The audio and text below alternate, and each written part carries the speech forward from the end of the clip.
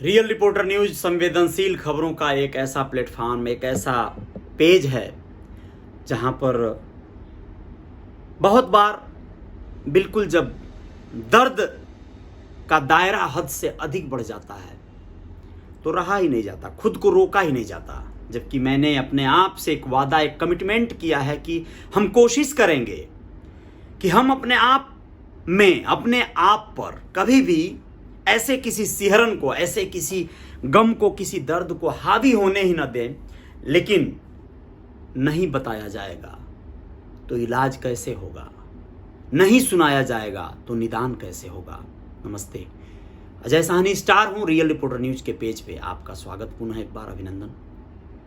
YouTube channel real reporter news star है, उस पर भी बहुत बहुत धन्यवाद, आपका स्वागत। 21 साल की थी जब मुझे बंधक बनाया गया। ऐसा एक लड़की, एक ऐसी पीड़िता की ये जुबानी है, एक ऐसी कहानी है जिसे आप सबको जानना चाहिए। विक्रम सिंह सोलंकी और रणवीर चौधरी की ये रिपोर्ट तैयार की गई है दोस्तों। राजस्थान की ये खबर है।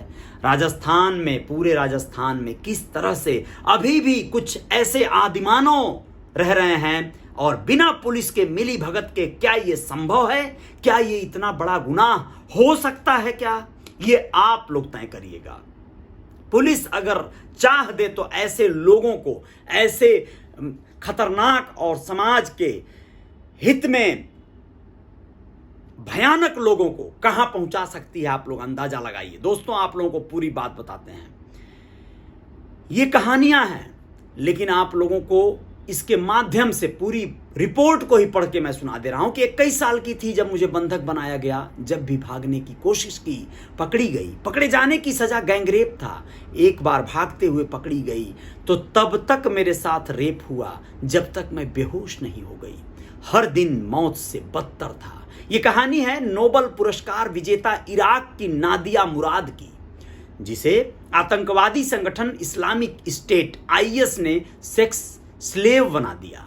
नादिया ने लास्ट गर्ल, मेरी कैद और इस्लामिक स्टेट के खिलाफ मेरी लड़ाई नाम की किताब में अपनी आप बीती लिखी है। लेकिन नादिया ऐसा नर्क भोगने वाली लास्ट गर्ल नहीं है। इसी का सबूत है दूसरी कहानी जो भीलवाड़ा से जुड़ी है दोस्तों। 12 साल की थी जब मुझे खरीद लिया गया। महज 12 साल की उम्र में मुझे 5 लड़कियों के साथ एक कमरे में बंद रखते थे। कई दिन भूखा रखा गया। हर दिन 15 से 20 ग्राहक आते। ग्राहक खुश नहीं होते तो शरीर पर सिगरेट दाग देते। सीरिया, इराक में जिस तरह IS मासूम लड़कियों को गुलाम बना रहा है, वैसा ही घिनौना जुर्म राजस्थान के आधा दर्जन जिलों में जातीय पंच कर रहे हैं। जातीय पंच कौन है? ये लोग शैतान हैं इंसान की शक्ल सूरत में। जातीय पंचायतें अभी भी वहां चल रही हैं भाई, और उन पंचों को ही ये लोग मानते हैं। आदिवासी और कबीले जैसे हालात हैं अभी भी यहां पर, और ये दलाली कर रहे हैं इन लड़कियों का, गरीब माता पिता की भावनाओं का। 8 से 18 साल की लड़कियों को नीलामी कर बेचा जा रहा है। यूपी, मध्य प्रदेश, मुंबई, दिल्ली और विदेश तक भेजा जा रहा है। पूरी इन्वेस्टिगेशन की तहकीकात करते हुए आप लोगों को बता दें, जयपुर से करीब 340 किलोमीटर दूर का सफर करके ये रिपोर्टर जब भीलवाड़ा के पंडेर गांव पहुंचते हैं तो यहां कई बस्तियों में गरीब परिवारों की लड़कियों को दलाल स्टैम्प पेपर पर खरीद कर बेच देते हैं। ऐसी शिकायतें मिली हैं। ये कहते हैं कि बस्तियों में जाकर लोगों से बात करने की कोशिश की गई, लेकिन दलालों के डर से कोई तैयार नहीं हुआ बात करने के लिए। इसके बाद ये लोग गांव में पानी की समस्या हल करने के लिए सर्वे करने वाले बनकर गए। लोगों ने इन लोगों को अपनी समस्याएं बताई। कुछ लोगों को विश्वास में लेकर इन लोगों ने लड़कियों के खरीद फरोख्त के बारे में पूछताछ जब किया तो इलाके के लोगों ने जो सच बताया वो सुनकर हर कोई दंग रह जाएगा। भीलवाड़ा में कई बस्तियां हैं जहां आज भी दो पक्षों के बीच कोई विवाद या झगड़ा हो तो पुलिस के पास नहीं जाते। विवाद निपटाने के लिए जातीय पंचायत बैठाई जाती है। यहीं से लड़कियों को गुलाम बनाने का खेल शुरू होता है। कोई भी विवाद हो, जातीय पंचायत कभी भी पहली मीटिंग में फैसला नहीं सुनाती। कई बार पंचायत बैठती है। हर बार जातीय पंचों को बुलाने के लिए दोनों पक्षों को 50-50 हजार रुपए का खर्चा करना पड़ता है। इसके बाद जिस पक्ष को पंचायत दोषी मानती है उस पर 5 लाख रुपए तक का जुर्माना लगा दिया जाता है। दोस्तों, जातीय पंचायत में जिस पर लाखों का जुर्माना लगता है उस पर पंच घर की बहन बेटी को बेचने के लिए दबाव डालते हैं।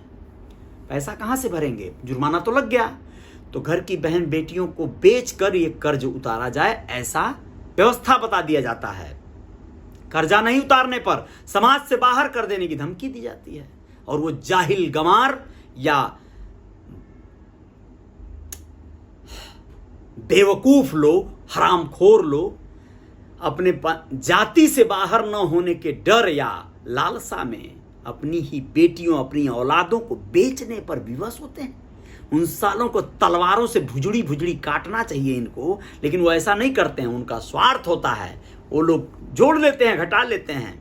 जमीन बेच के जिस तरह से आप पूंजी बना लेते हैं, वैसे ही वो लोग बेटी बेचकर पूंजी बनाना जानते हैं। भाई क्या होता है, पूरी बात जानिए।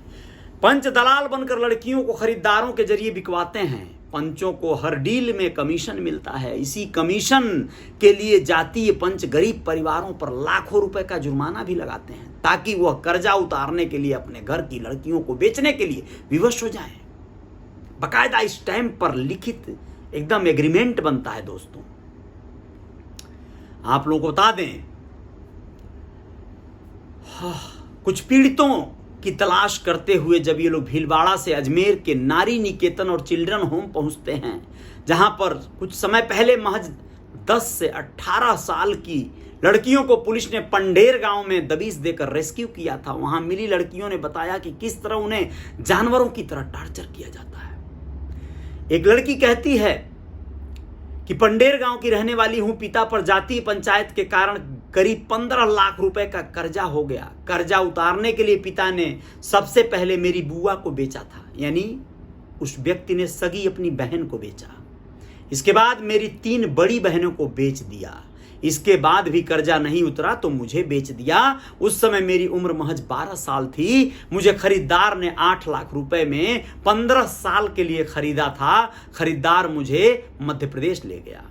वो कहती है कि जिंदगी नर्क हो गई थी। साल में सिर्फ एक बार राखी के त्योहार पर घर भेजते, ग्राहक खुश होकर अलग से जो रुपए देते वो घर लाकर पिता को दे देती। इसके बाद भी मेरे पिता का कर्जा नहीं उतरा तो उन्होंने मेरी छोटी बहन को भी बेच दिया। हम 5 बहनें गुलाम बन गईं, लेकिन आज भी पिता का कर्जा नहीं उतरा। एक दूसरी लड़की कहती है कि मेरा नाम बताती है, जो भी नाम है, मांडलगढ़ की रहने वाली हूं। मैं 10 लाख का कर्जा नहीं चुका पाई तो दलाल दबाव बनाने लगे कि मैं अपनी बेटी को बेच दूं। एक दिन दलाल मुझे बात करने के लिए बहाने से कार में बिठाकर ले गए। पहले मेरे साथ रेप किया, फिर मेरी 12 साल की बेटी को बेचने के लिए दबाव बनाने लगे। मेरे कपड़े उतार दिए और जान से मारने की धमकी देने लगे। तेरी बेटी को यहाँ लेकर आएगी तभी तुझे जाने देंगे, ऐसा धमकी देने लगे। जख्म भर गए लेकिन उसके निशान। वो कहती है कि जब मैं अपनी बेटी को लाने से मना कर दी तो उन लोगों ने मेरे पैर तोड़ दिए, मेरा सर फोड़ दिया, चलती कार से मुझे फेंक दिया। पैर में 6 टांके, सर में 4 टांके लगे, लेकिन मैंने हार नहीं माना। जख्म पर, शरीर पर लगे जख्म तो भर गए, लेकिन उसके निशान अब भी शरीर पर हैं। पुलिस के पास शिकायत लेकर जाती तो पंच हमें समाज से बाहर करने की धमकी देते। दलाल आज भी बेटी को बेचने के लिए दबाव बनाते हैं। मेरी जिंदगी भर की कमाई कर्ज में निकल जाएगी पर कर्जा नहीं चुका पाऊंगी। एक दूसरी लड़की बताती है कि उम्र 12 साल थी मेरी, तब मेरे पिता और दादी के साथ भीलवाड़ा के इतोंदा गांव में रहती थी। बचपन में ही मैंने मां को खो दिया। इनके इलाज में इतना कर्जा हुआ कि पिता को घर बेचना पड़ा। दादी बीमार हुई तो पिता पर 6 लाख का कर्जा और चढ़ गया। पिता मजदूरी के कारण घर से बाहर ही रहते थे। दादी दूसरे घर का सारा काम कराती और मेरे साथ मारपीट करती।